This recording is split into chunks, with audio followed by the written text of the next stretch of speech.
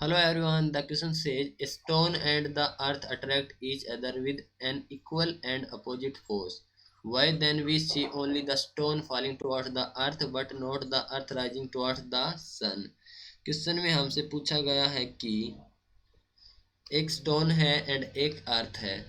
Stone and earth attract each other with equal and opposite force, लेकिन हम देख सकते हैं कि स्टोन फॉलिंग टुवर्ड्स अर्थ, स्टोन तो अर्थ की ओर फॉल करता है लेकिन अर्थ राइजिंग टुवर्ड द सन क्यों नहीं, ऐसा क्यों नहीं है?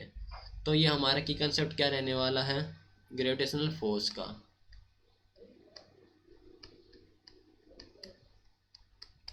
दैट इज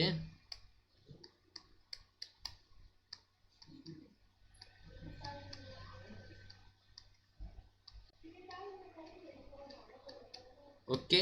जो ग्रेविटेशनल फोर्स होता है उसका कंसेप्ट हमने रहने वाला, देखो हम जानते हैं कि जो फोर्स होता है वो होता है मास इनटू एक्सेलरेशन की का। ओके, तो फोर्स को बैलेंस करने के लिए मास और एक्सेलरेशन को बैलेंस होना ज़रूरी है। अगर मास कम है तो हमारा एक्सेलरेशन ज़्यादा करना पड़ेगा, तभी फोर्स बैलेंस होगा। ओके, तो मास एंड एक्सेलरेशन ये क्या है? इन्वर्सली प्रोपोर्शनल है यहाँ से। सो हमें क्या कहा गया है कि stone and earth attract each other with equal and opposite कारण। तो इसका एक रीजन है, जो स्टोन का मास है वो है वेरी स्मॉल, और जिसके कारण क्या है, ग्रेविटेशनल फोर्स क्या करेगा, लार्ज एक्सेलरेशन प्रोड्यूस करेगा, जिसके कारण क्या होगा, हम देख पाएंगे कि stone falling towards the earth. So due to small mass of stone,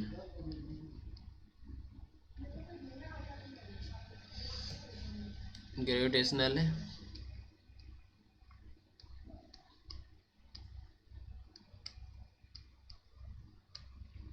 force exert large acceleration है,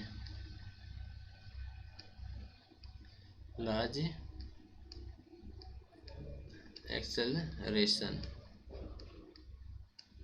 ठीक है, लार्ज एक्सेलरेशन क्या करेगा, एक्सर्ट करेगा। सो लार्ज एक्सेलरेशन होगा तो हमें दिखाई देगा कि only stone the falling towards the earth. Secondly, earth क्यों नहीं है, इसका अपोजिट अर्थ क्यों नहीं दिखाई दे रही है? तो अर्थ का मास हमें पता है ज़्यादा होता है। So due to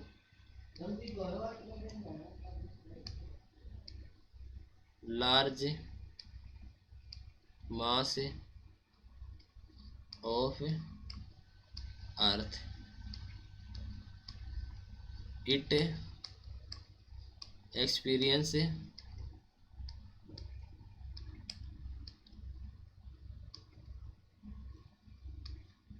small